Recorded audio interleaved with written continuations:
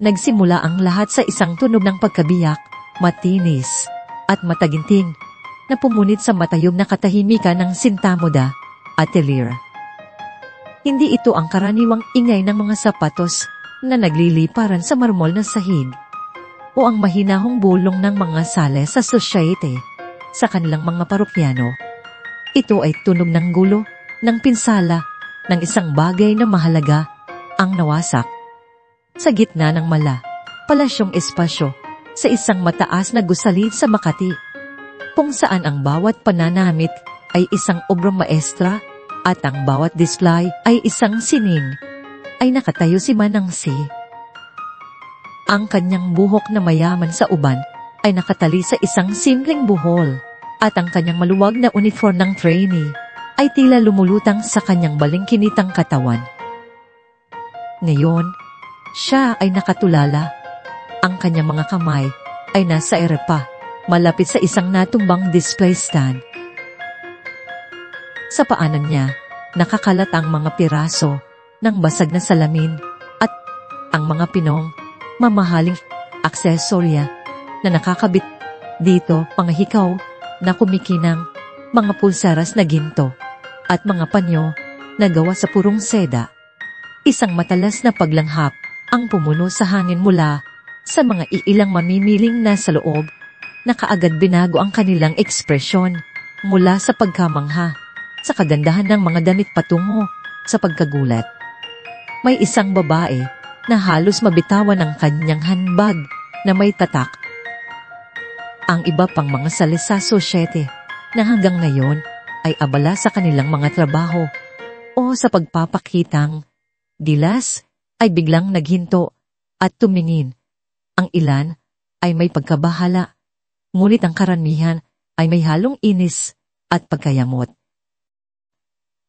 Aray, manangki, bulong ng isang babae, mas magama pa kaysa sa tunay na pag-aalala.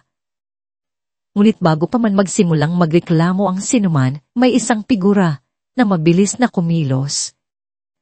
Si Maria Cara Reyes, o Cara sa karaniwan, ay lumapit kaagad. Payat siya, oo. Ngunit ang kanyang mga mata ay matalin at puno ng pag-unawa. Ang kanyang mga kamay, na karaniwang abala sa pagtupi ng mga mamahaling tela o pag-aayos ng mga display, ay mabilis na kumilos. Manang Fi, ayos lang po ba kayo? Tanong niya. Ang kanyang boses ay malumanay, ngunit malinaw, na nagpapagaan ng tensyon sa hangin. Sa halip na sumunod sa bulong ng paghuhusga, kinuha ni Clara ang isang maliit na dustpan at brush. Huwag po kayong gumalaw, Manang. Maaari po kayong masugatan. Tumango si Manang Fe, ang kanyang mga mata ay nananatiling malalin sa likod ng kanyang kunwari ipagkalito.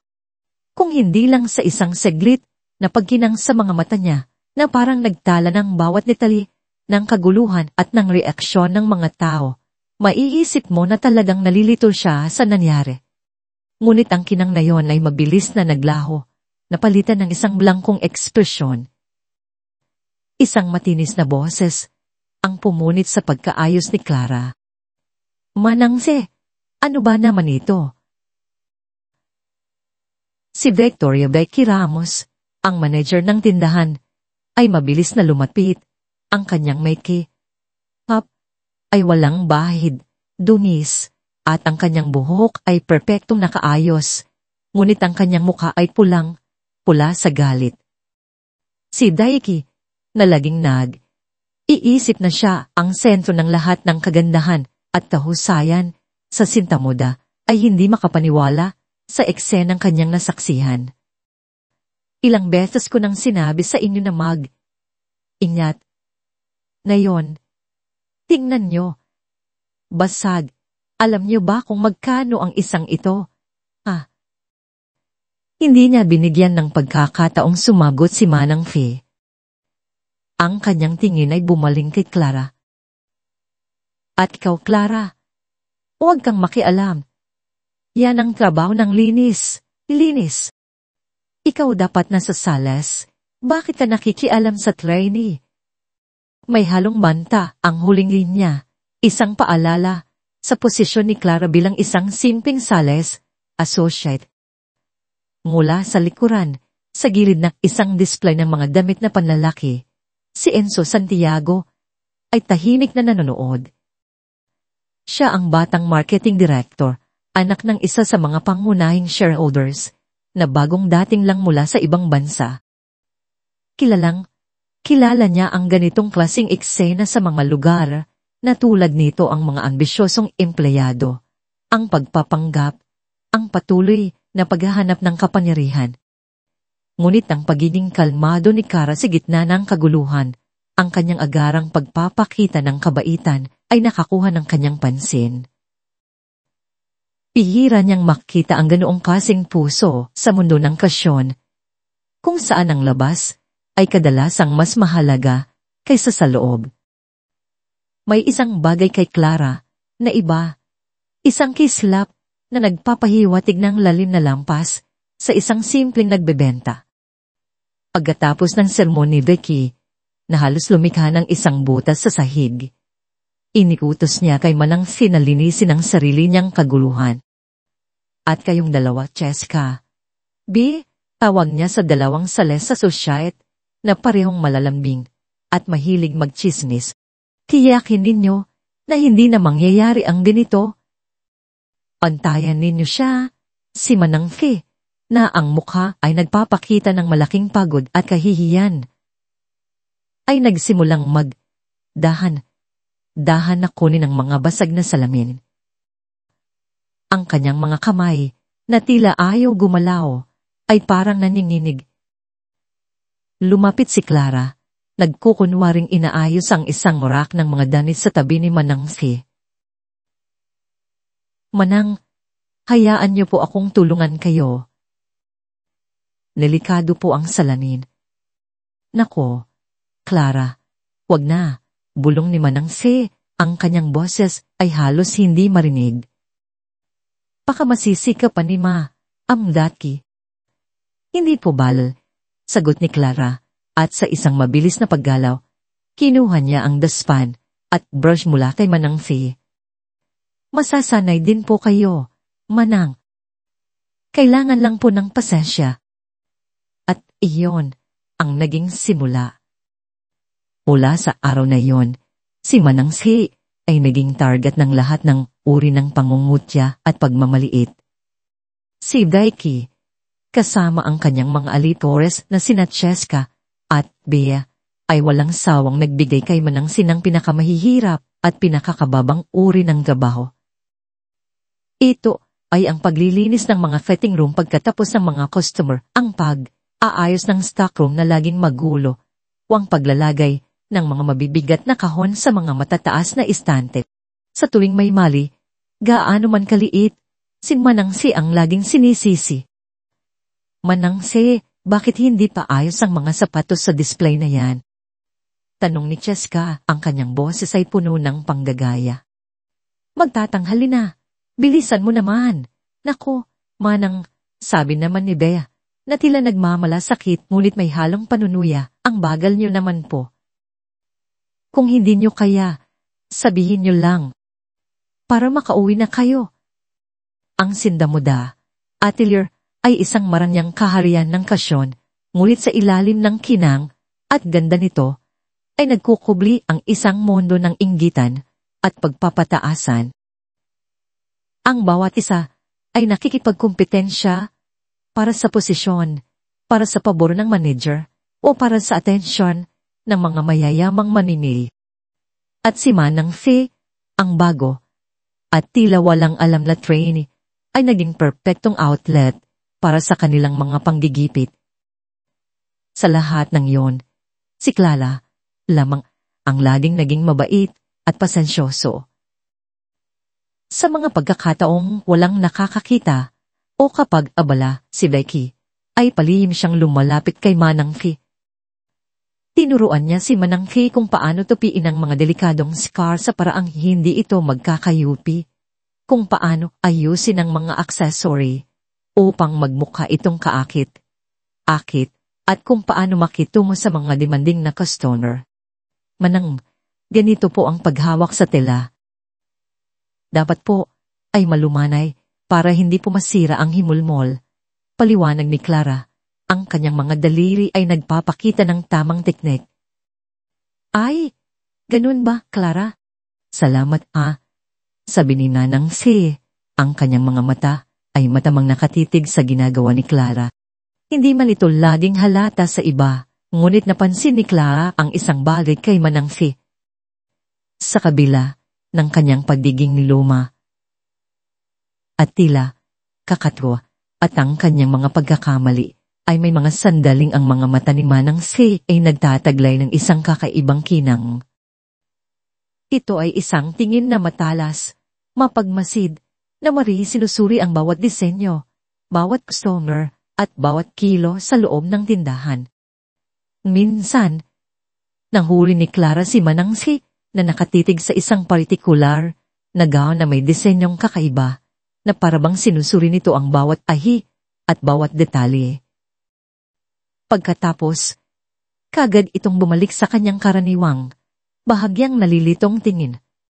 Napakabuti mo talaga, Clara, bulong ni Manang Fi isang hapon, habang tinutulungan siya ni Clara na mag-arrange ng mga bag sa isang display.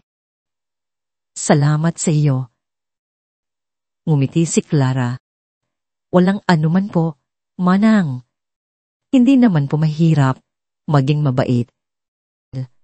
Ngunit sa mga salitang iyon, nadama ni Clara na may mas malalim na kahulugan sa mga sinasabi ni Manang Fi, na parabang may isang lihim na mundo ang nakatago sa likod ng mga matatanda at tila walang alam na mata ng trainee. At sa hindi niya alam, ang pagiging mabait na iyon ay magiging susi sa pagbubukas ng isang pinto patungo sa kanyang sariling lihim na pangarap. Mula noon, naging parang anino si Manang Fi ni Clara. Kung saan naroroon si Clara, naroon din siya, tahimik na nakamasid. Hindi lamang sa mga gawain ng Sales Associate siya nakatuon kung paano ipinapakita ni Clara ang mga bagong dating na koleksyon, kung paano niya sinasagot ang mga tanong ng mga kliyente, o kung paano niya maayos na ibinabalik ang mga damit sa kanilang mga hanger. Mas malalim pa roon ang kanyang pagmamasid. Nakita niya ang paraan ng paghinga ni Clara kapag abala, ang bahagyang kurba ng kanyang labi kapag may napagaling niyang desisyon, ang isang aatubiling mamimili, at ang pagod sa kanyang mga mata sa pagtatapos ng araw. Napilit pa rin ngumingiti. Napansin ni Manang Fi na kahit sa gitna ng pagmamadali at ingay ng sindamoda, mayroong kakaibang katahimikan kay Clara. Hindi siya nakitisali sa mga tsismisan ni Cheska at Bea, ni sa pagmamataas ni Becky. Si Clara ay abala sa kanyang sariling mundo ng paglilingkod at pag-aasikaso, na parabang ang bawat piraso ng tela ay may sariling kwento na kailangan niyang pagandahin. Isang hapon, pagkatapos ng mahabang araw at bago paman ganap na sarado ang tindahan, naatasan si Clara na ayos ng stockroom. Isang hindi ayang gawain, puno ng mga kahon, alikabok, at mga damit na kailangan pangayusin. Ngunit para kay Clara, ito ay isang kalungan. Sa loob ng maliit na espasyong iyon, malayo sa mapanuring mata ni Becky, at sa ingay ang showroom, nararamdaman niya ang kakaibang kalayaan. Sinundan siya ni Manang Fi na kunwari naghahanap ng ilang lumang ibakan ng tela. Habang abala si Clara sa pagtatanggal ng alikabok sa isang iskande, nakita ni Manang Fi ang isang lumang kuwaderno na nakatago sa ilalim ng isang tumpok ng mga nakatiklop na damit. Ang takip nito ay malumana. Ang gilid ay punit, at may mga marka ng lapis na tila pinunasan, ngunit hindi lubos na nawala. Nang makahanap si Clara ng isang maliit na upuan, naupo siya sa sulok, hinubot ang kuwaderno, at nagsimulang mag-sketch.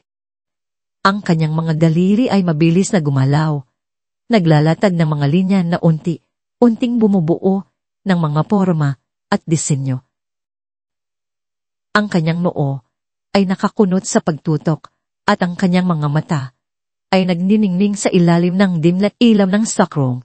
Sa loob ng kwadral ng iyon, naroon ang kanyang tunay na mundo, ang kanyang mga lihim na pangarap na walang sinuman ang nakakaalam. Naglakad si Manang Fi papalapit, ang bawat hakbang ay maingat at tahimik. Nakasandal siya sa pader, hindi nakikita ni Clara, at pinanood ang bawat paggalaw ng kamay ni Clara. Ang kanyang mukha, na kadalasan ay blangko at tila walang alam, ay ngayon ay may bahagyang kislap ng interes. Nang matapos si Clara sa isang partikular na disenyo, siya ay huminga ng malalim at tiningnan ang kanyang luwa. Doon lamang niya napansin si Manang Fi na nakatayo malapit sa kanya. Ay, Manang Ke, ginulat niyo naman po ako. Sabi ni Clara na agad sinara ang kwaderno. Ang kanyang pisngi ay namula sa gulat at hiya. Pasensya na po, hindi ko po kayo napansin. Ayos lang. Clara, sabi ni Manang Fi, ang kanyang boses ay malumanay.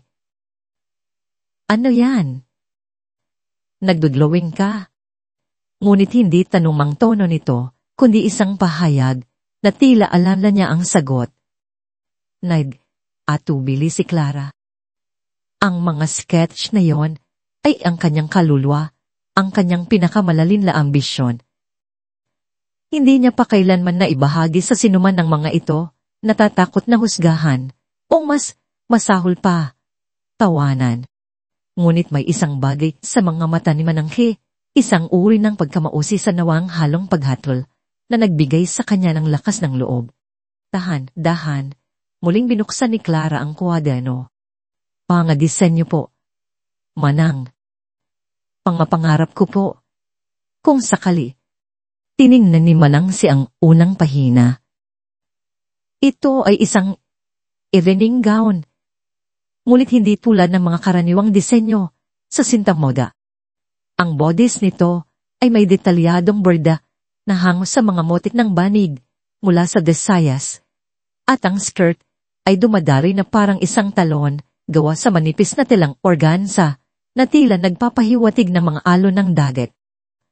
Ang kulay ay pinaghalong deep blue at emerald green na nagpapaalala sa mayamang kulay ng Pilipinas. Pagkatapos ay isa pang pahina. Isang modernong barong Tagalog para sa kababaihan na may mga bahagi ng tela na pinagtagpi mula sa pinya. Ngunit may kat na kontemporaryo na pwedeng isuot sa isang hige. Sasyon ilan sa Paris o Milan. Mayroon ding mga disenyo ng alahas na pinaghalong perlas ng South Sea at mga materyales na likas sa bansa, tulad ng kahoy at capacios na ginawa sa isang kakaibang paraan. Habang naglilipat ng pahina si Manang Fi, hindi niya maitago ang kanyang pagkamangha. Ang kanyang bibig ay bahagyang nakabukas, at ang kanyang mga mata ay nagniningning na ngayon ng isang uri ng paghanga na hindi kayang tularan ng sinumang umarte. Clara. Ito ay napakaganda. Bulong ni Manang Fi, ang kanyang boses ay puno ng emosyon.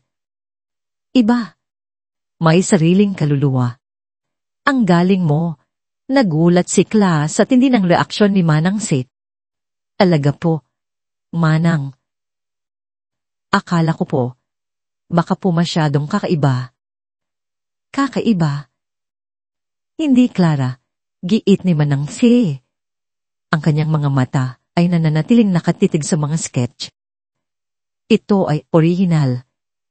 May puso. Pinagsama mo ang kasaysayan at ang kinabukasan ng fashion. Ang linis ng mga linya, ang pagpili ng mga texture, ang paggamit ng mga kulay. Ito ay may lalim na hindi mo makikita sa mga simpleng damit. Para kay Clara, ang mga salita ni Manang Fi ay parang pampaalis ng pagod.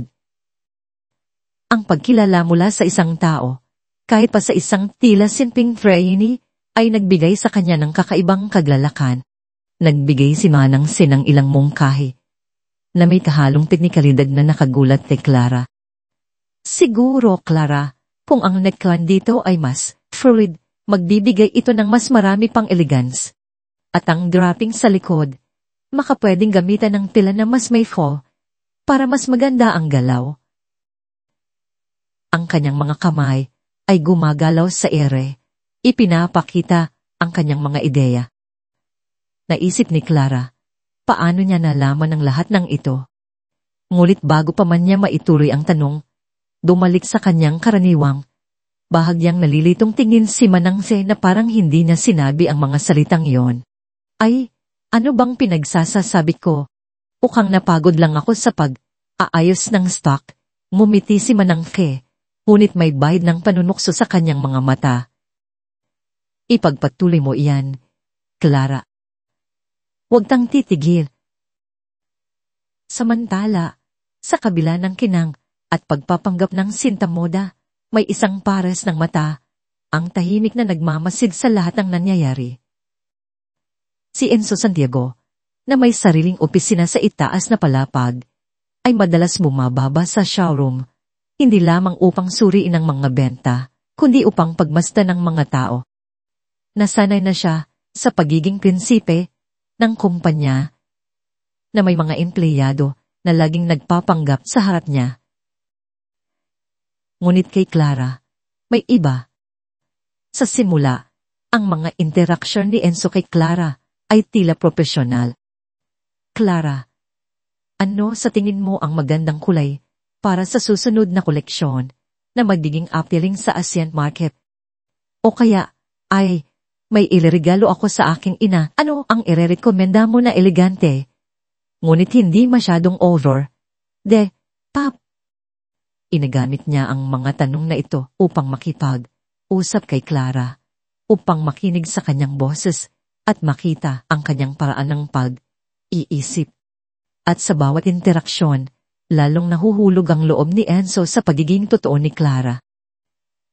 Ang kanyang kaalaman sa fashion ay hindi lamang limitado sa mga item sa tindahan. Mayroon siyang malalim na pagkaunawa sa kasaysayan ng tela, sa mga trend na nagbabago at sa sikolohiya ng mamimili. Ang kanyang mga payo ay laging tapat at praktikal, hindi tulad ng mga sales pitch na puno ng jargon na madalas niyang marinig. Ngunit ang mas nakakuha ng kanyang pansin ay ang kanyang kabaitan. Nakita ni Enzo kung paano inuutusan ni Daiki si Manangse na gumawa ng mga mahihirap na gawain, kung paano binubulungan ni Cheska at Bea ang mga panunuya tungkol sa matanda. At nakita niya kung paano laging pinipili ni Clara na tulungan si Manangse, kahit na nangangahulugan ito ng pagpapahaba ng kanyang sariling oras sa trabaho o ang pagkuha ng masamang tingin mula kay Daiki. Hindi ito isang pagpapanggap, ito ay isang tunay na gawa ng kabaitan. Isang araw, nakita ni Enzo si Daiki na pinagmumura si Manangse sa harap ng isang customer dahil sa pagkakalat ng ilang alahas. Tumahimik ang showroom. Ngunit mabilis na lumapit si Clara, humingi ng paumanhin sa customer at maayos na inayos ang gulo habang pilit na pinapakalma si Manangse. Ang profesionalismo ni Clara sa gitna ng kaguluhan, ang kanyang pagiging kalmado sa harap ng isang aapoy na boss, ay nagpakita kay Enzo ng isang babae na may higit pa sa simpleng talento sa pagbebenta. Clara, sabi ni Enzo sa isang pagkakataon nang makasalubong niya si Clara sa pantry. Napapansin ko kung paano ka makitungo sa mga kasamahan mo at sa mga customer. Iba ka. Nagulat si Clara. Salamat po, Sir Enzo. Trabaho lang po. Ngumiti si Enzo. Higit pa sa trabaho iyan, Clara. Pihira akong makakita ng ganoong klaseng dedikasyon at kabaitan sa mundong ito. Lalo na sa industriya ng fashion. Tiningnan niya ang mga mata ni Clara. Mayroon kang ginto sa loob mo. Hindi nagtagal, napansin ni Becky ang paglapit ni Enzo kay Clara. Ang pagnanais ni Becky para sa atensyon ni Enzo ay napakalaki. Siya ang marketing director at anak ng isa sa mga shareholders. Ang kanyang posisyon sa sindamoda ay umaasa sa kanyang koneksyon sa itas. At ngayon, ang simpleng Sales, associate na si Clara, ang nakakakuha ng atensyon na dapat ay para sa kanya. Clara, hindi mo pa ba tapos ang aayos ng display sa second floor? Tanong ni Daiki sa isang matalas na boses habang kausap pa ni Clara si Enzo tungkol sa isang bagong kampag. May pagbabanta sa kanyang tinig. Alam mo naman na kailangan nating panatilihing abala ang ating mga kamay, lalo na kapag may mga bisita. Ang bisita ay malinaw na tumutukoy kay Enzo. Mabilis na nagpaalam si Clara kay Enzo at nagpunta sa kanyang trabaho.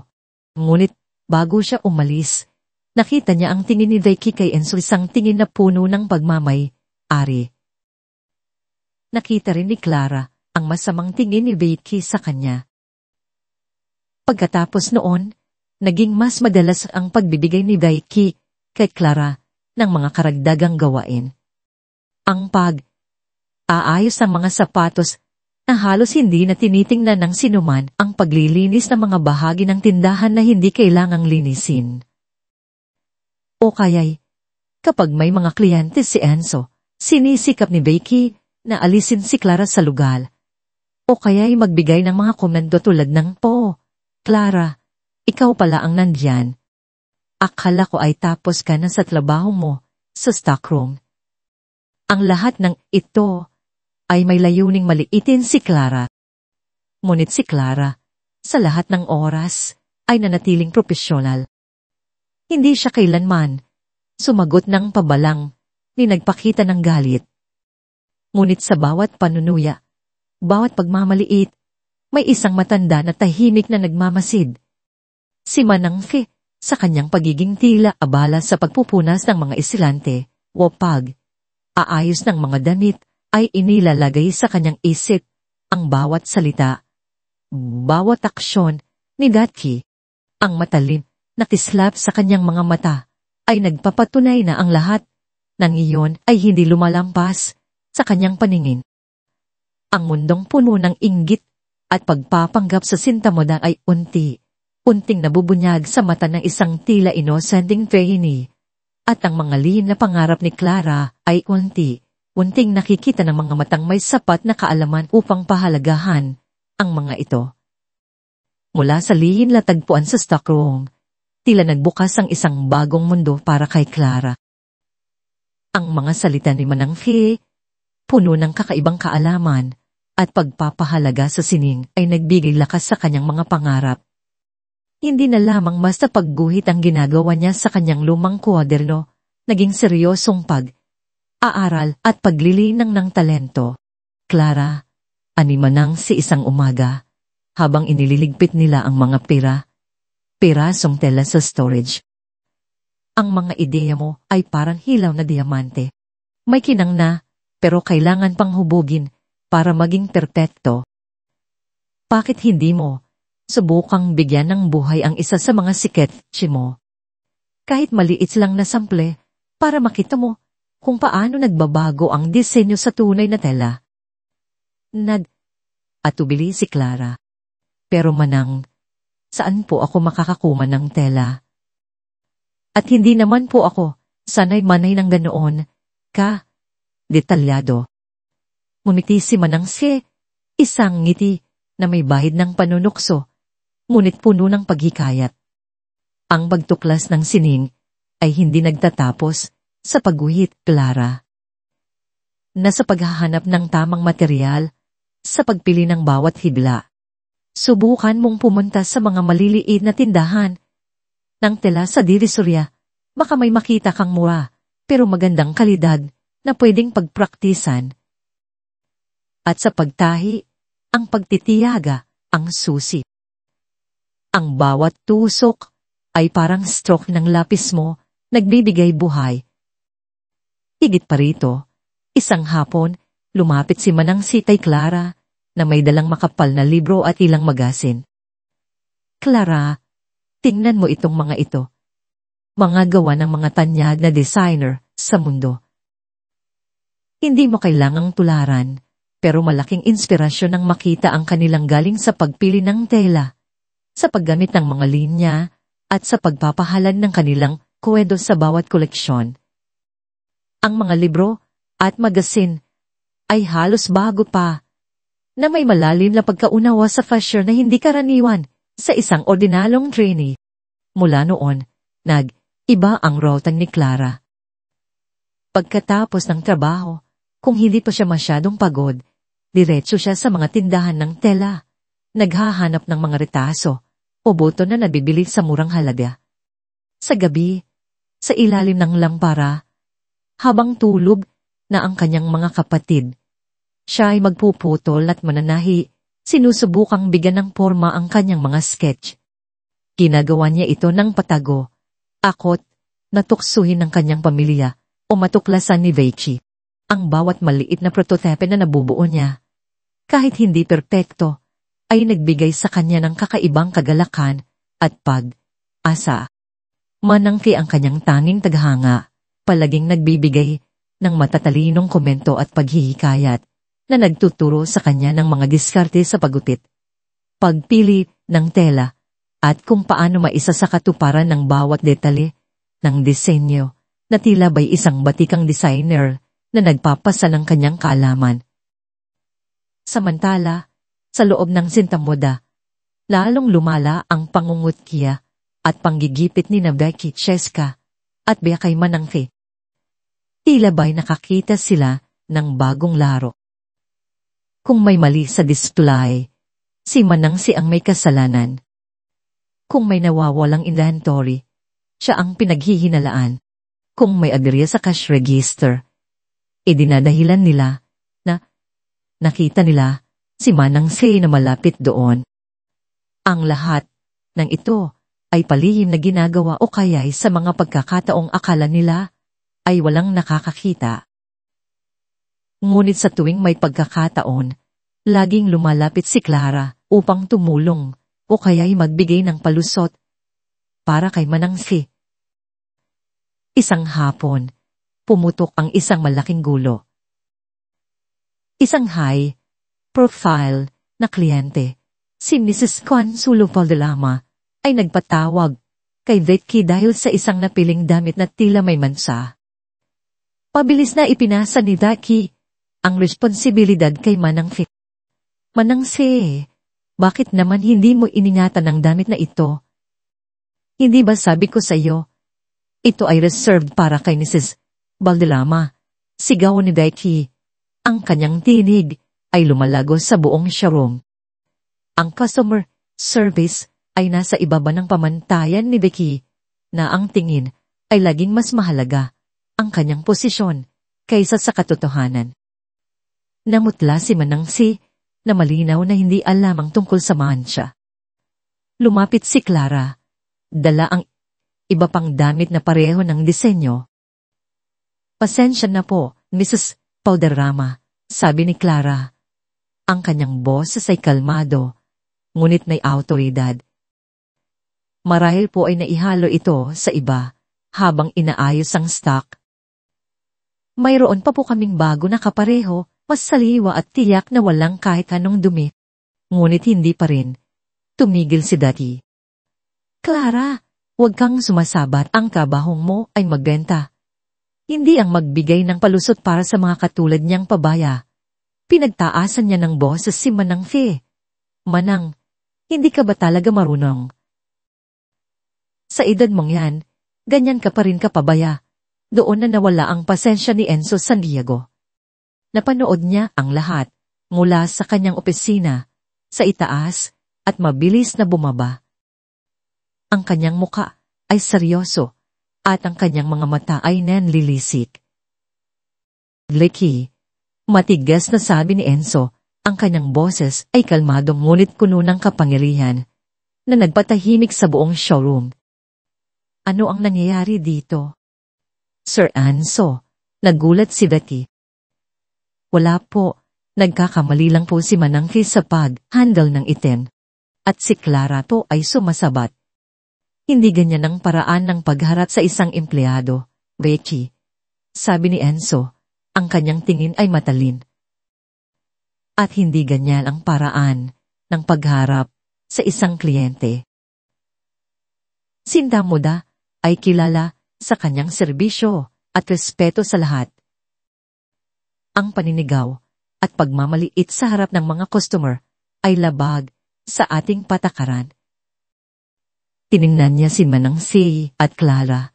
Pagkatapos ay binalingan muli si Daiki. Huwag mong gagawin ulit yan. Biglang naging kalmado si Daiki, ngunit ang kanyang mukha ay namumula sa galit at kahihiyan. Pasensya na po, Sir Enzo, bulong niya. Tumingin si Enzo kay Mrs. Valderrama. Mrs.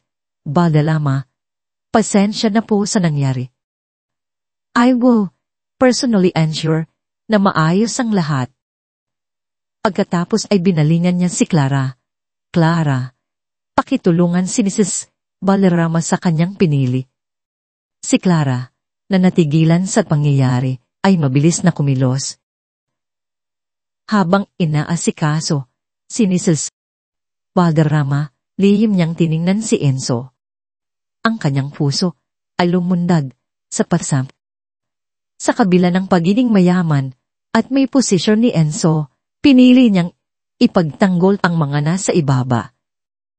Ito ay nagpakita kay Clara ng isang bahagi ni Enzo na hindi niya inaasahan, isang lalaki na hindi lamang may kapangyarihan, kundi may malasakit at prinsipyo. Inabukasan, lumipas ang tensyon sa showroom, ngunit ang takot kay Enzo ay nanatili kay Raichi. Hindi niya magawang basta na lang maglabas ng galit. Ngunit ang kanyang pagiging pasaway ay nanatili sa kanyang mga mata, at minsan ay nagbibigay pa rin siya ng masasamang tingin kina Clara at Manang C. Isang hapon, pagkatapos ng trabaho, unting bumuhos ang malakas na ulan. Ang langit ay dumilin, at ang tunog ng patak ng ulan sa bubong ng Sinta Moda ay naging malakas na hagupit. Maraming empleyado ang nagsipag, uwian na, bit-bit ang kanilang mga payong. Ngunit si Clara, na nakalimot sa kanyang payong dahil sa dami ng ginawa, ay nakatayo sa labas ng tindahan, walang magawa. Ang huling boss na sumasakay sa kanyang luta ay matagal pa, biglang may tumigil na sasakyan sa kanyang harapan. Pumaba ang bintana at nakita niya si Enzo na nakangiti. Clara, wala ka bang payong? Tanong niya. Hatid na kita. Malakas ang ulan at baka abutin ka pa ng matinding baha sa dal. Nagulat at nagpatubilis si Clara. Nako, Sir Enzo, nakakahiya po. Pero salamat po. Wala yan, sabi ni Enzo, at binuksan ang pinto ng kotse. Sige na, pasok ka na. Puwasok si Clara. Ang kanyang puso ay kumakabob. Ang loob ng kotse ni Enzo ay maluwag at amoy bago. Tahimik silang umalis sa harap ng Sinta Moda at sinimulan nilang tahakin ang daan patungo sa bahay ni Clara. Sa loob ng kotse, ang tunog lamang ng ulan ang naririnig. Sinira ni Enzo ang katahimikan. Pasensya na ulit sa nangyari kahapon, Clara. Hindi ko lang talaga maatim ang ganoong klaseng trato sa tao. Salamat po, Sir Enzo, sabi ni Clara. Ang kanyang boses ay bahagyang nanginginig. Malaking tulong po ang ginawa niyo. Wala yon, tugon ni Enzo. Nagtatrabaho tayo para sa isang kumpanya at lahat tayo ay dapat na tratuhin ng may respeto. Lalo na ang mga masisipag at tapat na tulad mo. Pagkatapos noon, nagsimula silang magkwentuhan.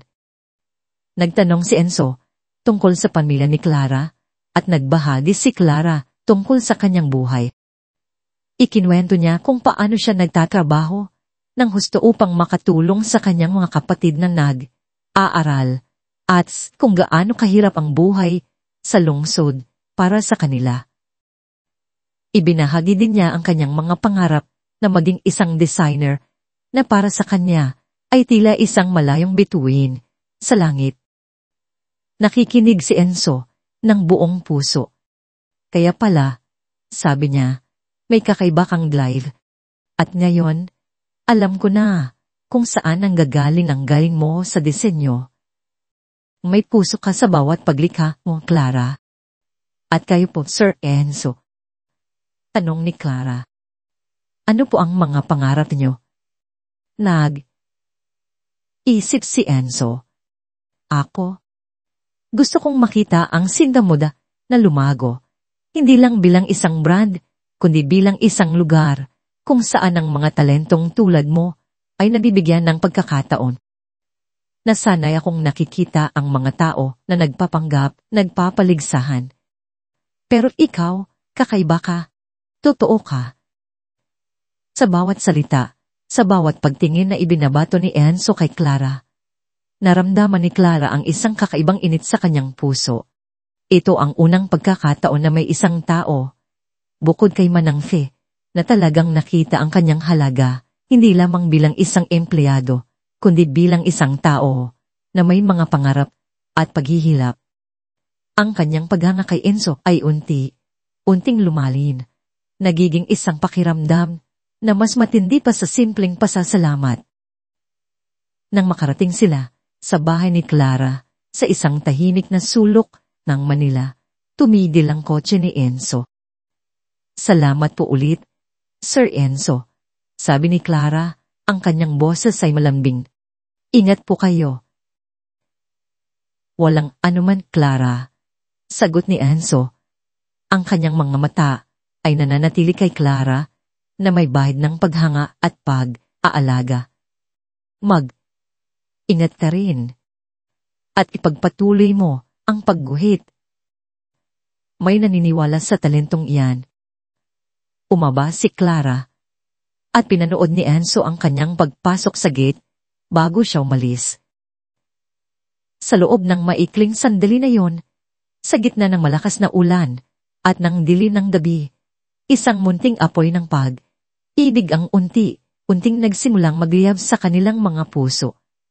Ang bawat isa sa kanila ay nagdadala ng sariling pangarap at pasanin. Ngunit sa pagkakataong iyon, tila natagpuan nila ang isang kanlungan sa isa't isa, isang pangako ng pag-asa sa kabila ng magulong mundo ng Sindamoda. Ang mga sumunod na linggo ay tila bumilis ang ikot ng mundo sa Sindamoda. Ang buong atelier ay nababarot sa isang kakaibang enerhiya, isang halo ng kaguluhan at pag-asa habang naghahanda para sa glanding pagdiriwang ng ika-10 anibersaryo nito. Hindi lamang ito simpleng selebrasyon, ito ay magiging isang malaking paglulunsad ng bagong koleksyon ng high-end. Isang kaganapan na dadaluhan ng mga pinakamahalagang pangalan sa industriya ng fashion mula sa mga tanyag na designer hanggang sa mga impluwensyal na editor at sosyalite. Para kay Victoria Ramos, ito ang kanyang pagkakataon. Oras na para muling patunayan ang kanyang halaga, hindi lamang bilang isang branch manager, kundi bilang isang testilator at isang figura sa mundo ng alta sosyedad. Abala siya sa pagdalo sa mga meeting, pakikipag-ugnayan sa mga event organizer, at pagsasaayos ng bawat detalye ng showroom na halos sumasabog sa kanyang sariling pagka-important.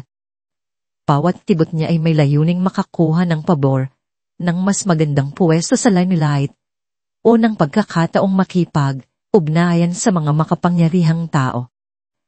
Ang kanyang desk ay tagtad ng mga glossy magazine at dual print ng layot ng event. Ang kanyang telepono ay halos hindi nabibitawan habang kausap ang kung sinong kilalang personalidad. Clara, ayusin mo nga itong display ng mga accessories, hindi ba't sinabi ko nang ang pearl necklace ay dapat nakahiwalay sa silver collection? Mukha kayong walang panlasa, sigaw ni Deki isang umaga. Habang sinusuri ang bawat anggulo ng showroom, Ang kanyang tinig ay tila laging nakatono sa pinakamataas na volume. Dapat ang bawat sulok ng sintamoda ay sumasalamin sa elegance at sofistikasyon. Hindi yung parang palengke. Nanginginig si Clara, ngunit nanatiling profesional. Tahimik niyang inayos ang mga accessories. Ang kanyang isip ay abala rin sa mga ideya. Sa likod ng kanyang mga gawain bilang sales, associate, patuloy niyang inilalaan ang kanyang gabi sa pagguhit. Ang mga salita ni Manang C ay laging umaalingaw sa kanyang isip. Ang mga ideya mo ay parang hilaw na diamante at ang paghihikayat ni Enzo ay nagbigay sa kanya ng kakaibang tapang.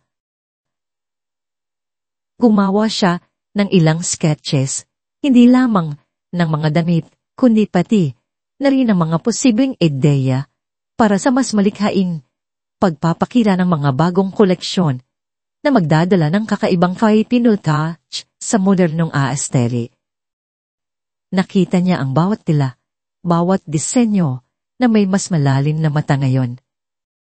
Isang hapon, habang edit ng isang report si Enzo sa kanyang opisina, dumaan siya sa showroom at nakita si Clara na abalang-abala. Lumapit siya, nagkunwari na may kailangan sa isang partikular na dress. Clara, may naiisip ka bang kakaibang paraan para maipakita itong gown sa bagong koleksyon? Tanong niya. Ang kanyang mga mata ay nananatili sa mukha ni Clara. Hindi ko lang kasi magustuhan ang generic na display. Kailangan natin ng bago, ang nakakaakit. Ito ang pagkakataon ni Clara. Kinaumagahan, nilakasan niya ang kanyang loob at lumapit kay Vicky. Ma'am Vicky, mayroon po akong naisip na ilang ideya para sa display ng bagong koleksyon, pati na rin po ang ilang sketch na baka po makatulong sa pagpapakita ng ating kultura sa modernong paraan.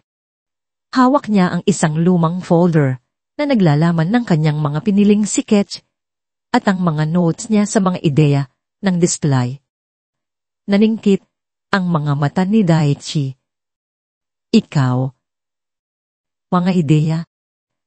Clara, ang trabaho mo ay magbenta ng mga damit, hindi ang maging designer o event planner. Sino ka para magbigay ng ideya? Sa tagal ko sa industriyang ito, hindi ko pa kailangan ng mga mungkahi ng isang simpleng sales associate na tulad mo. Iniismiran niya si Clara. Tila ba'y isang insekto ang kaharap? Pumalik ka sa iyong trabaho. Baka gusto mong mawalan ng pwesto bago pa man dumating ang event. Naramdaman ni Clara ang init sa kanyang mukha. Lumamig ang kanyang dugo. Ang lahat ng pag-asa at tapang na kanyang naipon ay biglang naglaho, napalitan ng pait at kahiyan. Tahimik siyang tumalikod. Ang folder ay mas mahigpit na nakahawak sa kanyang kamay. Na tila ba'y hawak niya ang kanyang mga pangarap na durog. Nakita ni Manang Fee ang pangyayari mula sa malayo. Ang kanyang mga mata, sa ilalim ng kanyang nakasanayang ngiti, ay naglabas ng matahim na tingin. Hindi niya masikmura ang kawalan, ang respeto ni Daiki sa talento. Alam niya na ito na ang tamang panahon para sa kanyang plano.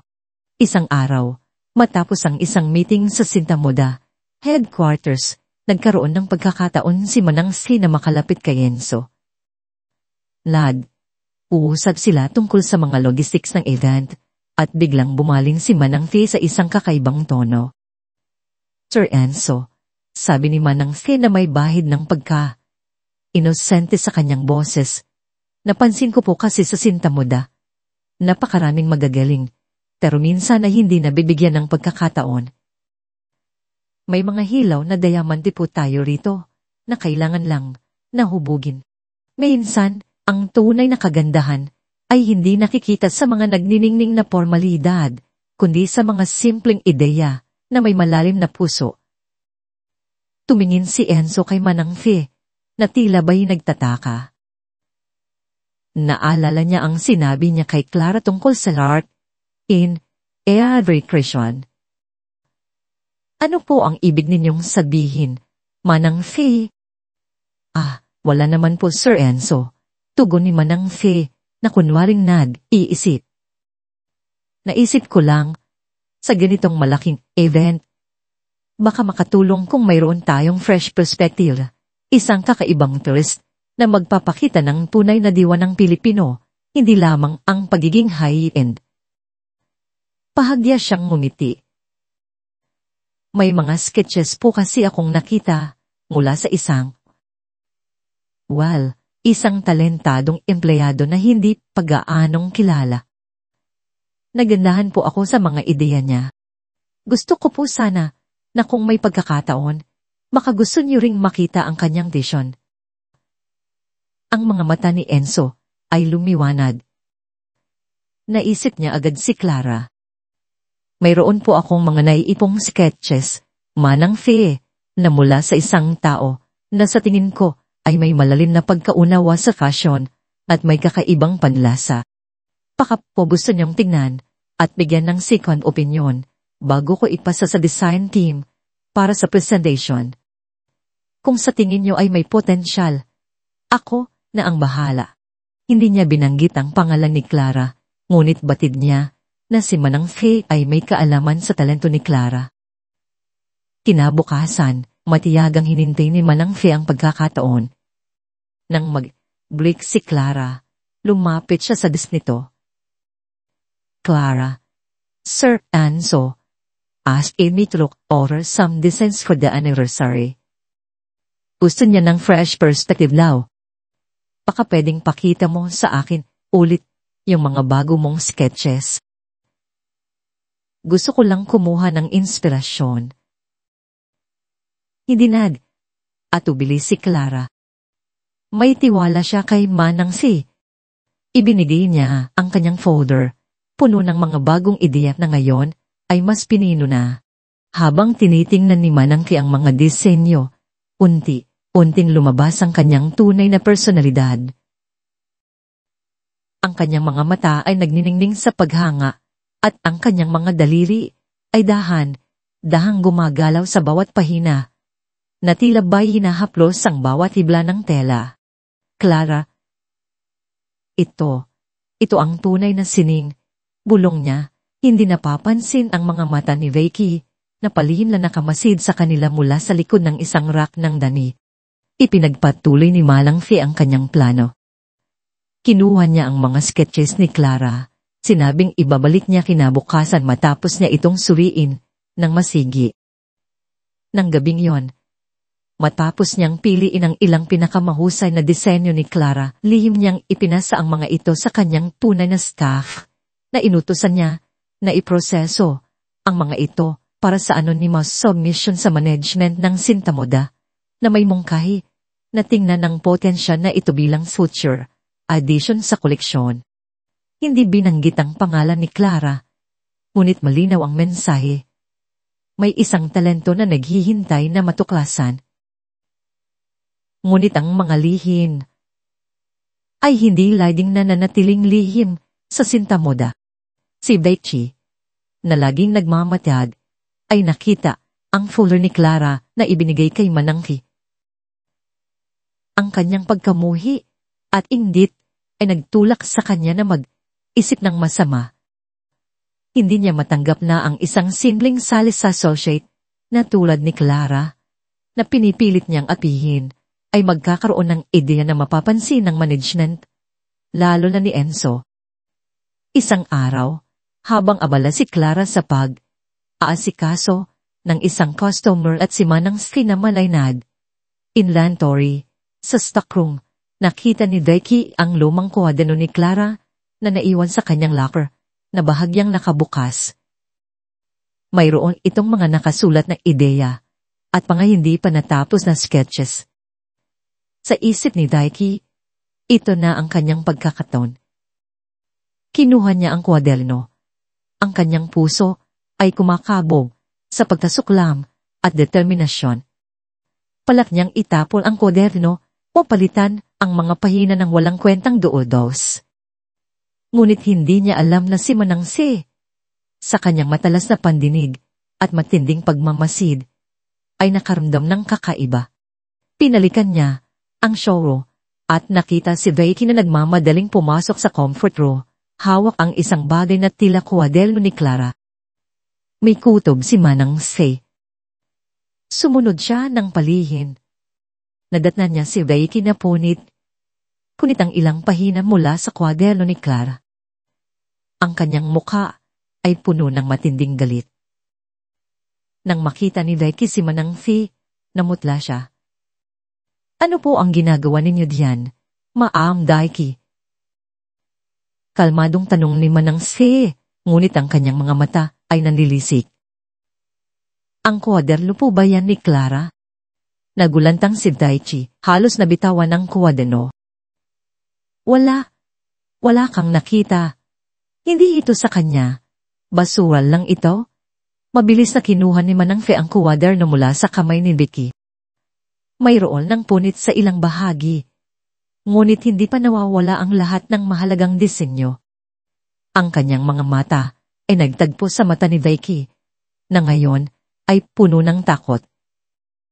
Ang talento po ay hindi dapat pinipigilan, Ma'am Daichi.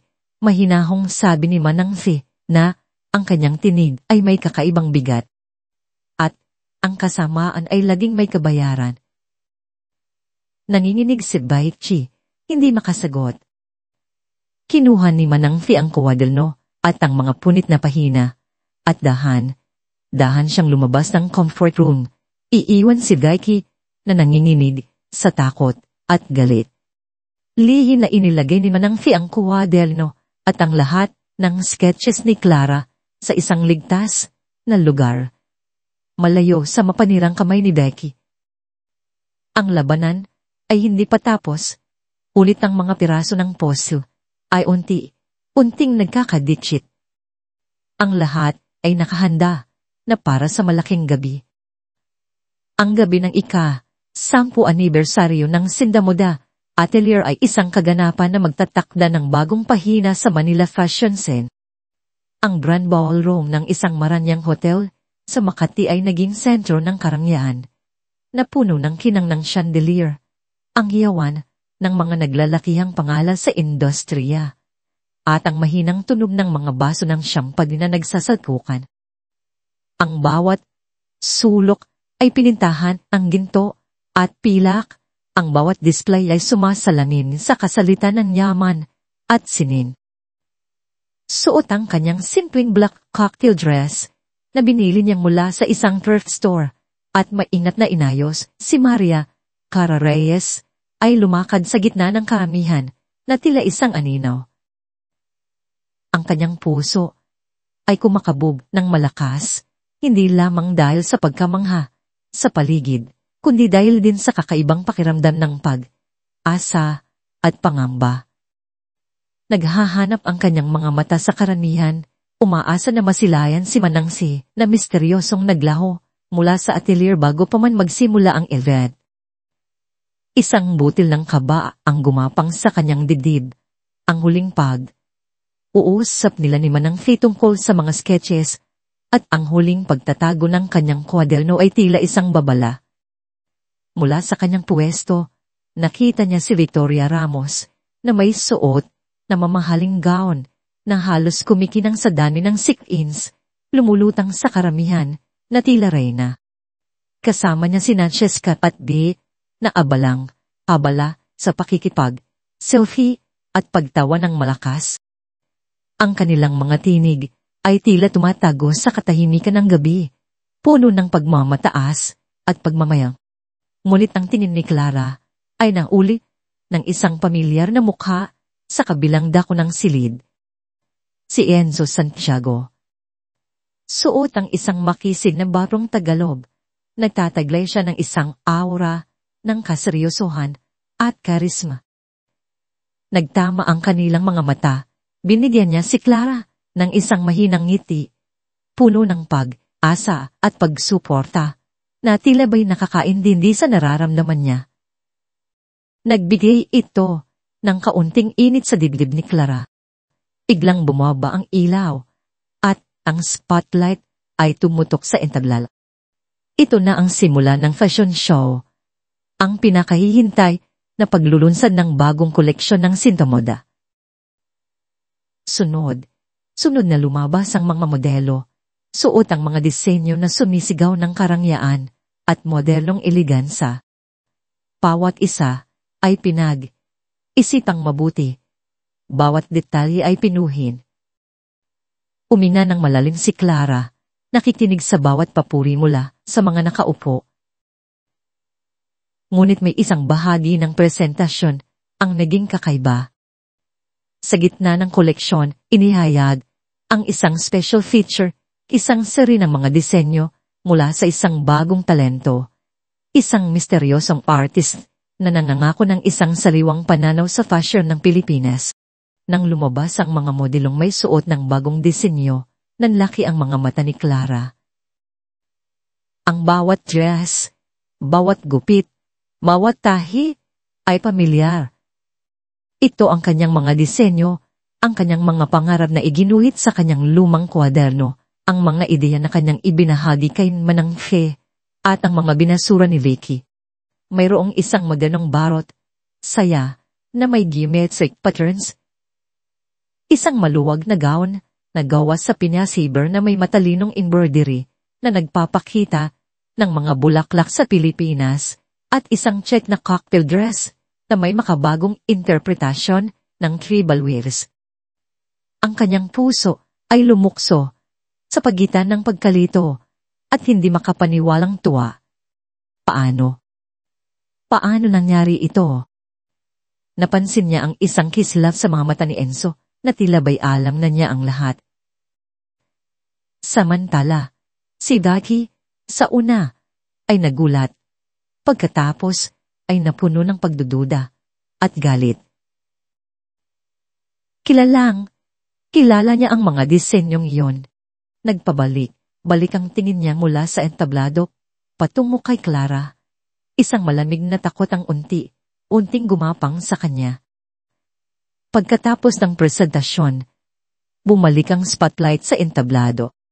Ngunit sa pagkakataong ito, isang pamilyar na figura ang dahang umakyat. Si Doña Elena Alondo.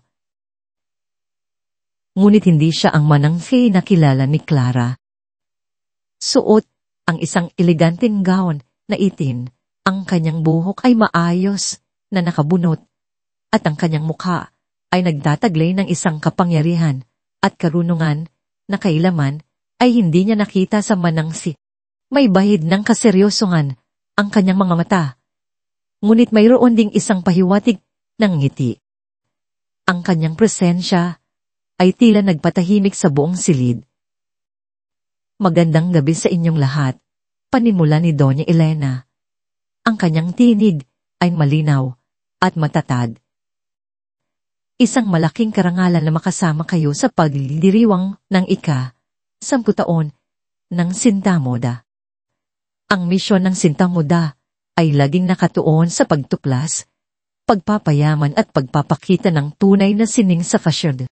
Nagpatuloy siya sa kanyang talumpati, pinupuri ang tagumpay ng Sintamoda, ngunit pagkatapos, ang kanyang tono ay nagbago. Ngunit ang sining ay hindi lamang matatagpuan sa mga kilalang pangalan o sa mga naglalakihang brand. Minsan, ang tunay na sining at talento ay nagtatago sa pinakapayak na anyo, sa pinakamababang posisyon at sa mga hindi napapansin. Nagkaroon ng bulungan sa karamihan. Tinaas ni Doña Elena ang kanyang kamay, senyales, na humingi ng katahimikan.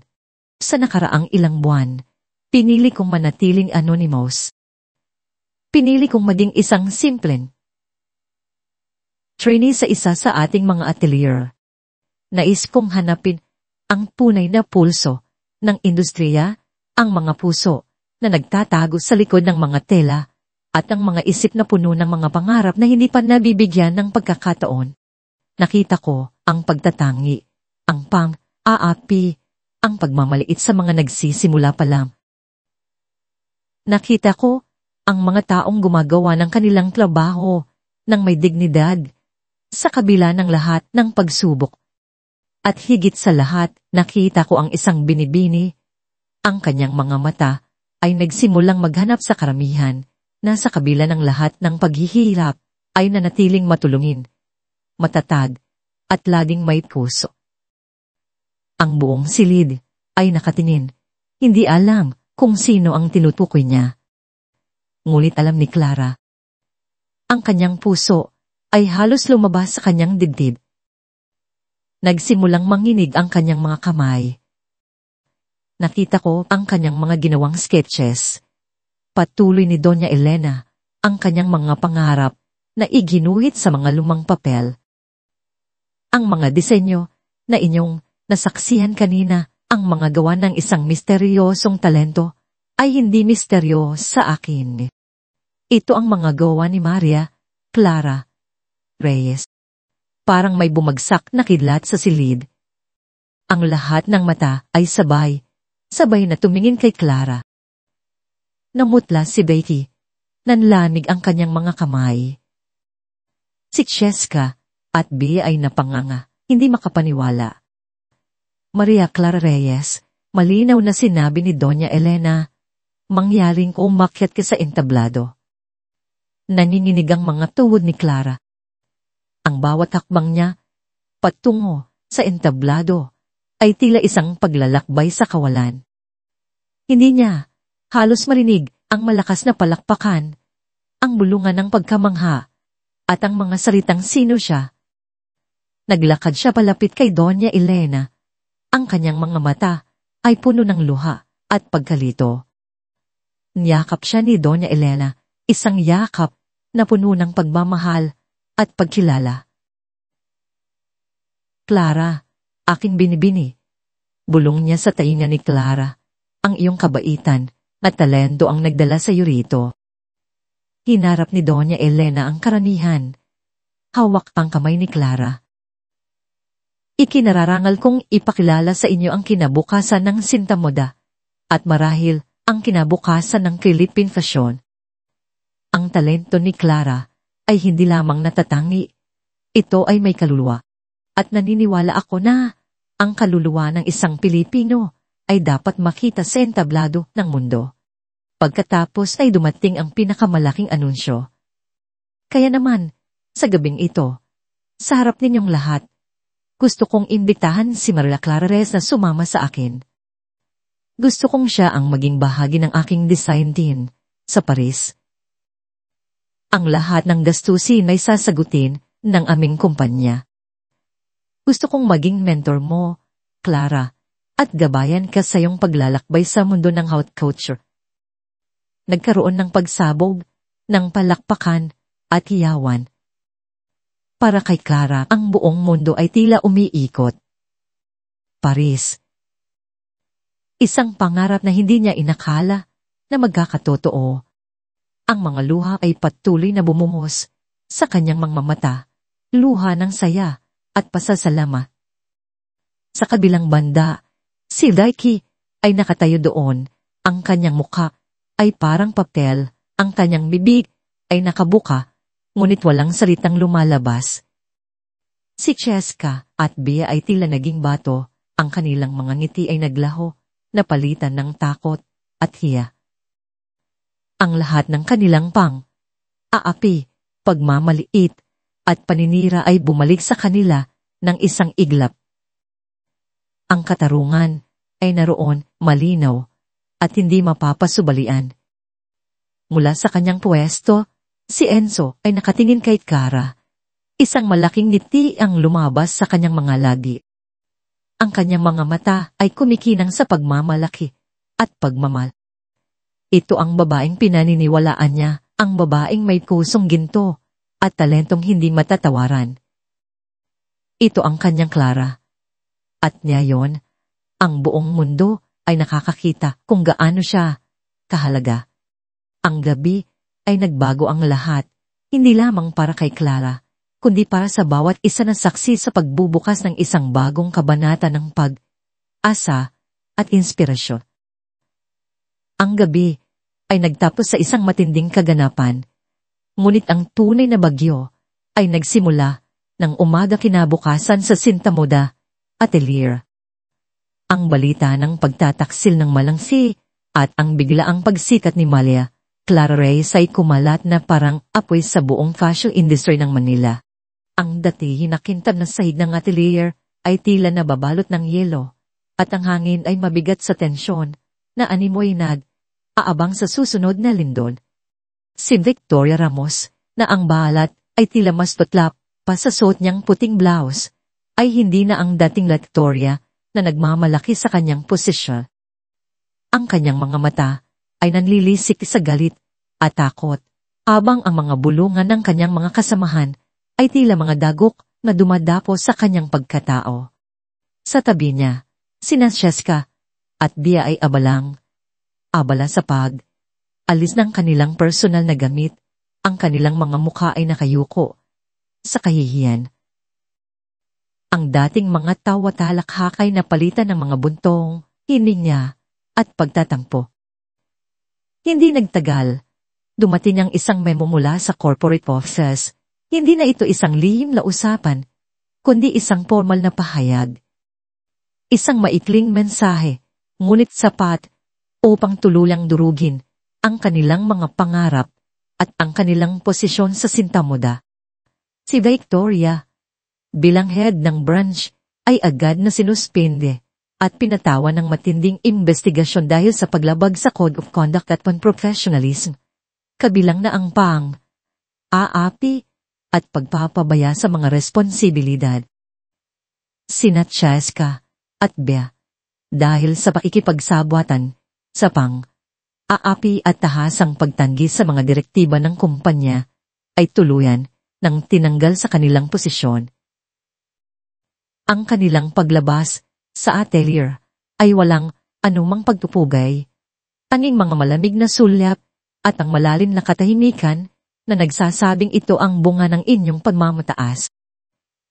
Upang mas linawin ang kanilang posisyon sa publiko at ipanumbalik ang kredibilidad ng tatak, ang sintamoda ay naglabas ng isang opisyal na pahayag. Ibinida nito ang kanilang matibay na pagpapahalaga sa pagtuklas at pagpapayaman ng mga bagong talento at mariing kinondena ang anumang uri ng aapi o diskriminasyon sa loob ng kanilang organisasyon. Ang pangalan ni Maria Clara Reyes ay malinaw na binanggit bilang isang inspirasyon at ebidensya ng aming pagtutok sa hinaharap ng fashion ng Pilipinas na nagbigay diin sa kanyang talento at ang oportunidad na ibinigay sa kanya ni Doña Elena Alonso. Para kay Clara, ang lahat ng ito ay tila isang panaginip na unting nagiging totoo, isang pagbabago na tila imposible ilang araw pa lang ang nakalipas. Ngunit sa gitna ng lahat ng kaguluhan at pagbabago, isang mas personal na labanan ang nagaganap sa puso ni Clara. Ang imbitasyon ni Doña Elena Alonso na sumama sa kanya sa Paris ay isang oportunidad na minsan lang dumating sa buhay. Paris, ang sentro ng haute culture, ang pangarap ng bawat aspiring designer, ang lungsod ng sining at pag-ibig. Ngunit kasabay nito ang matinding takot at pangamba. Ang takot na iwan ng kanyang pamilya, ang kanyang mga kapatid na pinaghirapan niyang itaguyod at pinag-aral, at ang kanyang bayan na pinagmulan ng kanyang inspirasyon. At higit sa lahat, ang takot na iwan si Enzo. Nang gabing iyon, matapos ang kaguluhan sa sintamoda at ang pagtatapos ng kanyang shift, umuwi si Clara sa kanilang munting tahanan sa Tondo. Nandoon ang buong pamilya naghihintay. Ang kanilang mga mukha ay puno ng pag-asa, pagkamangha, at matinding pagmamalaki. Naghanda ang kanyang ina ng pinakapaborito niyang adobo at sinigang na tila nagdiriwang. At Clara, totoo ba yon? Pupunta ka sa Paris. Tanong ng kanyang bunsong kapatid, si Lena. Ang kanyang mga mata ay nanlalaki sa pagkamangha at may halo pang bahagyang inggit. Oo, anak, sagot ng kanyang ina, na may luha sa mga mata, ngunit malawak ang ngiti sa labi. Ang galing ng atin mo. Pagkakataon na yan, Clara. Ipagmalaki mo kami. Niyakap ni Clara ang kanyang ina. Ang mainit na yakap nito ang tanging nagpapakalma sa kanyang nagguguluhan na puso. Ano po sa tingin nyo? Malayo po yon. Paano na po kayo dito? Sino po ang magbabantay kay Lena at sa pag-aaral ni Diyos? Clara, anak, sabi ng kanyang ama, ang boses nito ay may bahid ng pagod sa araw na paghahanap buhay, ngunit kuno ng pagmamalaki at tatag. Ito ang pagkakataon mo, ito ang pinaghirapan mo, ang pinangarap mo. Huwag kang mag-alala sa amin. Kaya namin ang sarili namin. Hindi kami pababayaan ng Diyos. Ang mahalaga ay sundin mo ang puso mo at pabutin mo ang mga pangarap mo. Ito ay hindi lang para sa iyo, kundi para sa ating lahat. Ang iyong pag-unlad ay pag-unlad ng buong pamilya. Ang kanyang ina naman ay hinawakan ang kanyang mga kamay. Ang kanyang mga mata ay naningkit sa pag-asa. Hindi namin mapipigilan ang iyong pag-iipag, anak. Buong puso, kaming susuporta. Alam naming magiging maayos ka roon. Ipakita mo sa mundo ang galing ng Pinay. Ipakita mo ang galing ng mga taga-pondo na may pangarap. Ang kanilang mga salita ay nagbigay ng lakas at katiyakan kay Clara. Ang pangarap na minsan niyang itinago sa lihim na kuwadlano ay ngayon ay naging pangarap ng kanyang buong pamilya. Ngunit may isang bahagi pa rin ng kanyang puso ang nagdududa at nagtatago ng pangamba. Si Enzo. Kinabukasan, isang mensahe mula kay Enzo ang dumating. Nag-aanyaya sa kanya na magkita sa isang tahimik na kapehan, malayo sa ingay ng sintamuda at ng paparasi. Nang makita ni Clara si Enzo, ang kanyang mga mata ay nagtagpo at doon niya nakita ang pagmamahal, unawa at walang kondisyong suporta. Wala siyang makitang anuman kundi purong kagalakan pa sa kanya. Clara, bumad ni Enzo, ang kanyang ngiti ay malawak at tunay. Hindi ko masabi kung gaano ako kasaya para sa iyo. Ang galing mo. Alam kong mangyayari ito. Paramdam ko na ang iyong potensyal mula pa noon. Enzo, ang kanyang tinig ay nanginginig sa pagkaito at pasasalamat. Hindi ko maintindihan. Paano mo nalaman ang tungkol sa mga disenyo? Bakit hindi mo sinabi na ganoon ng balak ni Manang C? Ngumiti si Enzo. Ang kanyang mga mata ay kumikyang.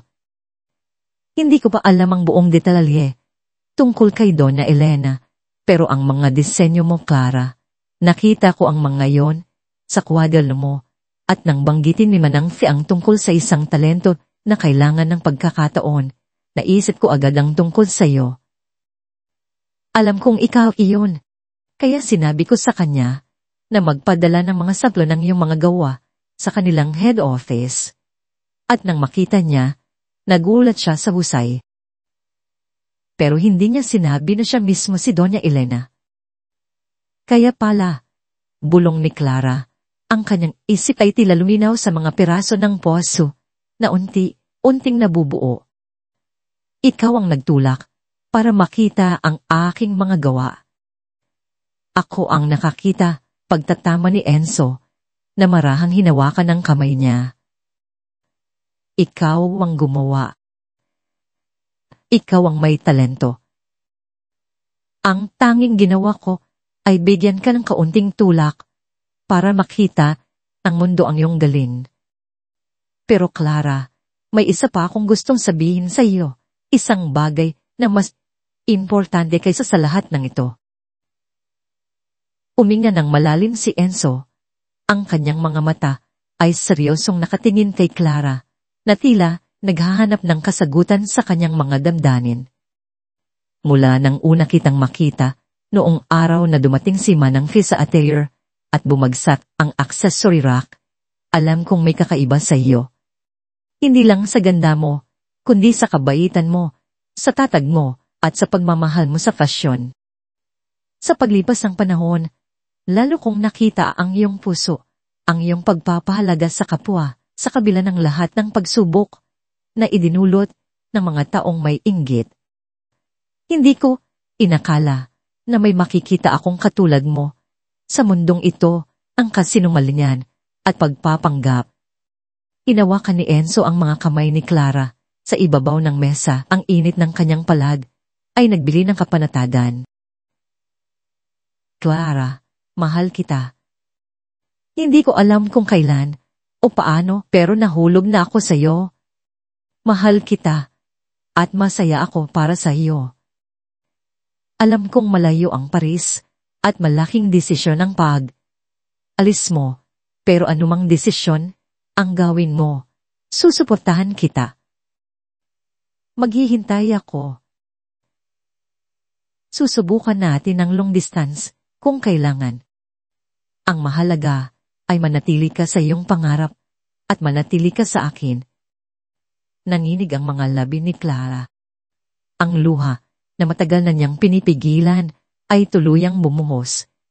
Ang mga salita ni Enzo ay parang balsan na nagpagaan sa kanyang kalooban na nagtanggal ng lahat ng pag-aalinlangan. Sa loob ng matagal na panahon, wala siyang inisip kundi ang pagtatagulod sa kanyang pamilya at ang kanyang lihim na pangarap.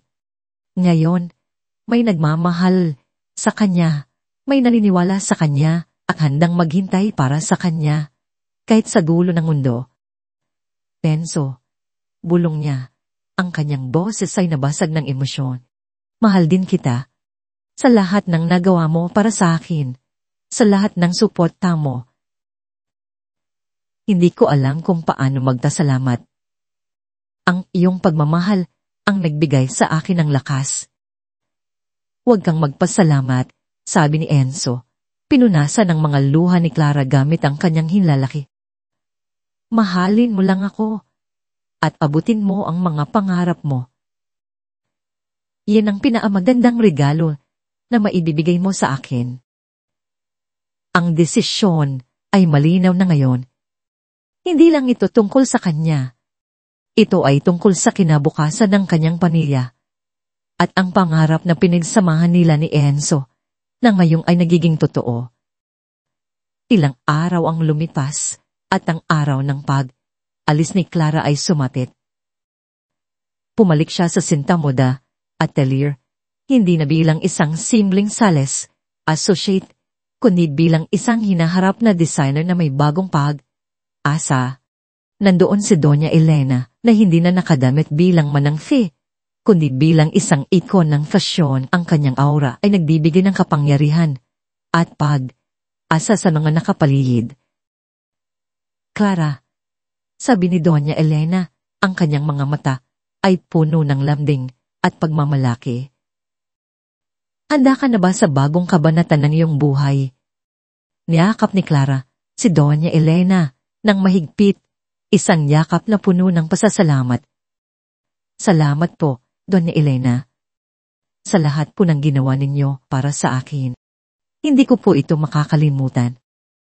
Tayo po ang nagbigay sa akin ng pagkakataong ito at higit sa lahat, ang nagturo sa akin na ang kabaitan at pagpapakumbaba ang tunay na yaman na hindi mabibili ng pera. Ngumiti si Doña Elena, isang ngiti na ngayon ay mas malaya at masigla na tila nagbabalik sa kanyang kabalan. Tandaan mo, Clara, ang talento ay biyaya, ngunit ang puso ang nagbibigay buhay dito. Huwag mong kalilimutan kung saan ka nanggaling at kung ano ang ipinaglalaban mo. Ang mundo ay naghihintay para sa iyo. At ang iyong mga disenyo ang magdadala ng kwento ng Pilipinas sa bawat sulok. Nang makalabas si Clara sa atelier, nandoon na si Enzo. Nakasandal sa kanyang sasakyan, ang kanyang mga mata ay nakatingin sa kanya, puno ng pag-asa at pagmamahal. Lumapit si Clara, ang kanyang puso ay puno ng halong emosyon. Masaya, excited, ngunit may bahid pa rin ng kalungkutan dahil sa pansamantalang paghiwalay. Kailangan ko nang umalis, bulong ni Clara. Ang kanyang tinig ay mahina at may bahid ng pangungulila. Hinawakan ni Enzo ang kanyang mukha. Ang kanyang mga mata ay nagtataglay ng matinding pagmamahal na tila ba'y nagbabasa ng kanyang kalooban. Ito ang simula, hindi ang katapusan. Lagi akong nandito para sa iyo, Kara. Walang distansya ang makakapigil sa ating dalawa. Maghintay ka lang at darating ako. Dahang yumuko si Enzo at hinalikan si Clara, isang halik na puno ng pangako, pag-asa at pagmamahal na lang pa sa oras at espasyo. Sa halik na yon, ramdam ni Clara ang init ng kanyang pagmamahal, ang kanyang suporta, at ang kanyang pangako na hindi siya pababayan.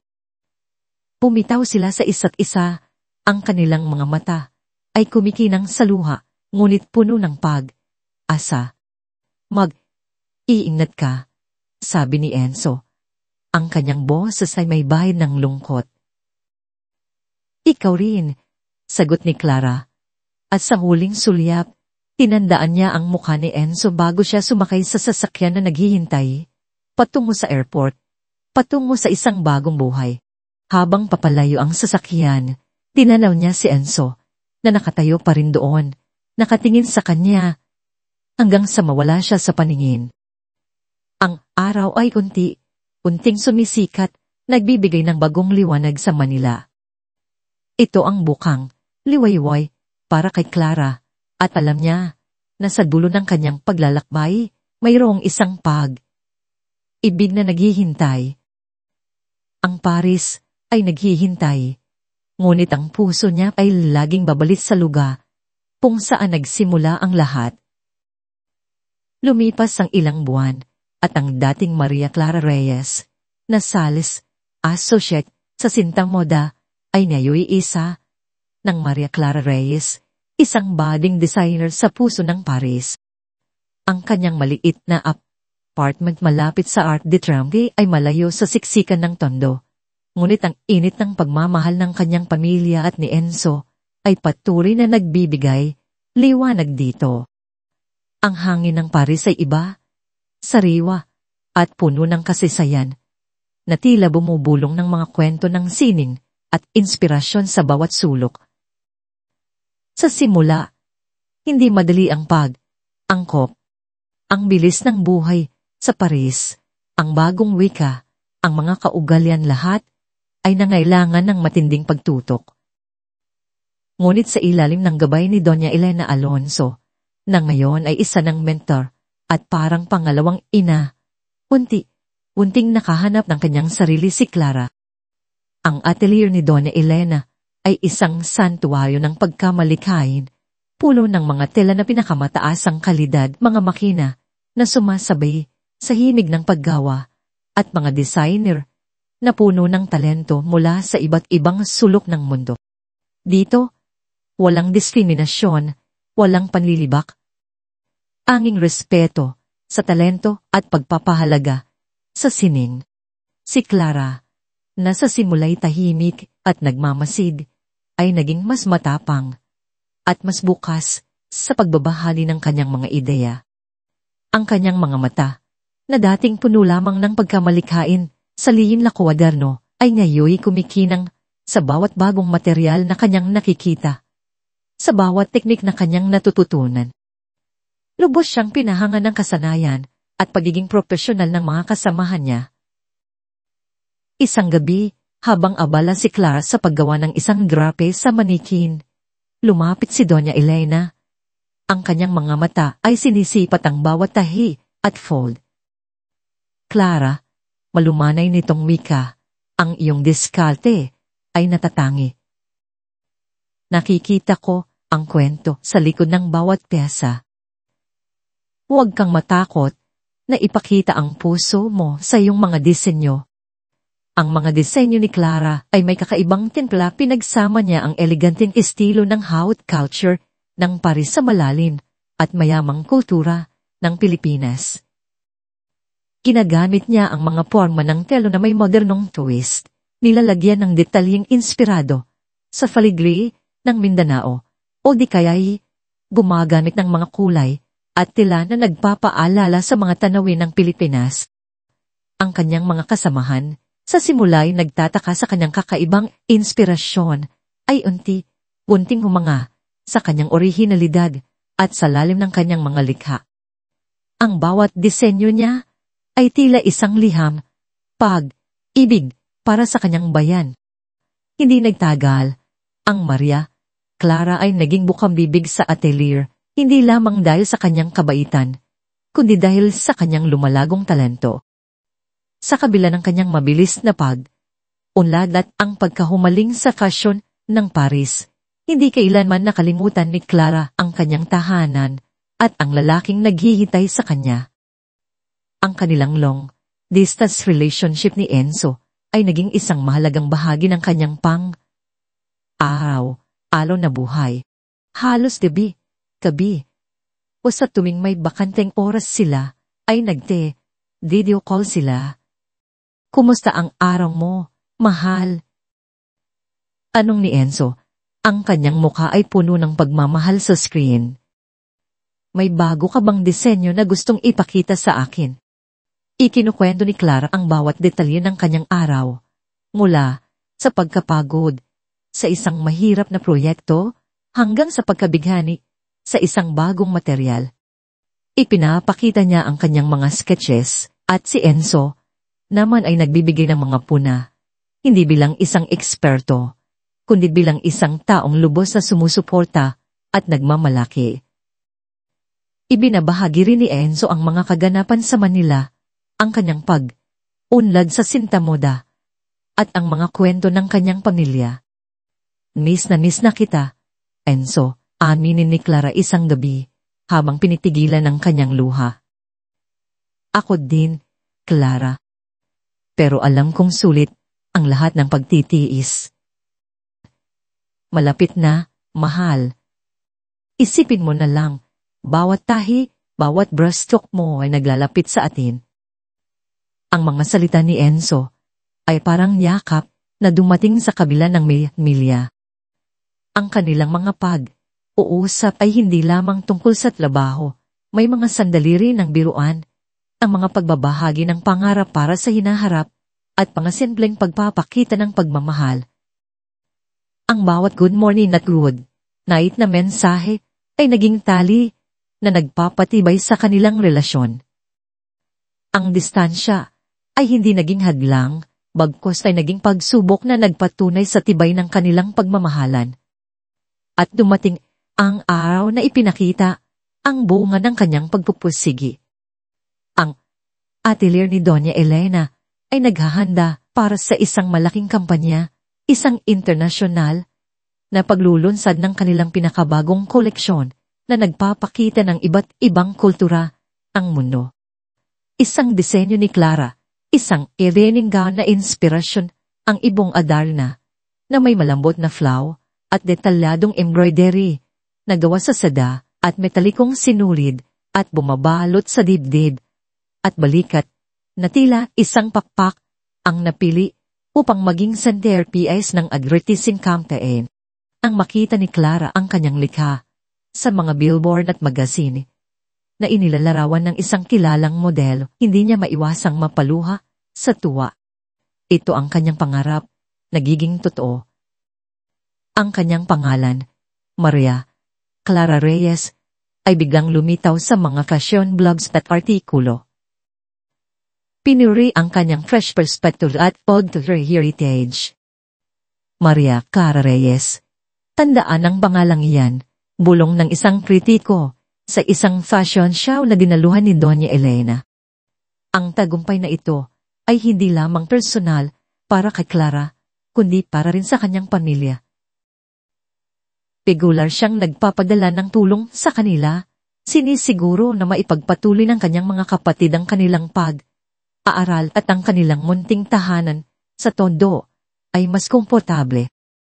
Ang bawat regalo at tulong na kanyang pinapadala ay nagpapatunay na sa kabila ng kanyang paglipad sa Paris, ang kanyang mga ugat at pagpapahalaga sa pamilya ay mananatiling matibay. Isang gabi, matapos ang isang matagumpay na fashion edad, kung saan ipinakita ang kanyang mga bagong disenyo, nakatayo si Clara sa loob ng kanyang maliit na candid atelier, kung saan ang bawat dingding ay puno ng mga sketches, tila, at iba't ibang inspirasyon. Tinitigan niya ang skiffle na kumikinang sa dilim. Ang mga ilaw nito ay sumasayaw sa salamin ng kanyang bintana. Isang ngiti ang gumuhit sa kanyang mga labi. Ang mga pangarap na minsan ay tila imposible ay nayoy abot kamay. Naaalala niya ang mga araw na pinandidirihan siya, nilalait at tapakan sa sintamoda. Naaalala niya ang kabaitan ni Manang Fee na ngayoy Doña Elena. Naaalala niya ang pagmamahal at suporta ni Enzo. Ang lahat ng ito ay nagtulak sa kanya upang maging sino siyang ngayon. Isang babaeng may talento, may puso, at may paninindigan. Ang kanyang paglalakbay ay isang patunay na ang kabaitan, pagpupursigi, at pananampalataya ay kayang magbukas ng mga pintuan ng oportunidad na hindi mo inaasahan. Hawak niya ang kanyang lumang kwaderno, ang kanyang mga daliri na'y humaplos sa mga pahina na puno ng mga pangarap na ngayon nagiging realidad. Ito ang bagong simula, hindi lamang ng kanyang karera, kundi ng kanyang buong buhay. Sa kanyang puso, alam niya na ang pag-ibig ni Enzo ay maghihintay sa kanya. Ang suporta ng kanyang pamilya ay patuloy na magiging lakas niya. At ang kanyang pagmamahal sa sining ay patuloy na magdadala sa kanya sa mas mataas na antas. Sa ilalim ng kumikinang na tifal, si Maria Clara Reyes ay nakangiti, handang harapin ang anumang hamon na ihahatid ng buhay na may pag-asa at pananampalataya sa isang hinaharap na puno ng pag-ibig at inspirasyon. Ito ay simula pa lamang ng kanyang nagniningning na paglalakbay.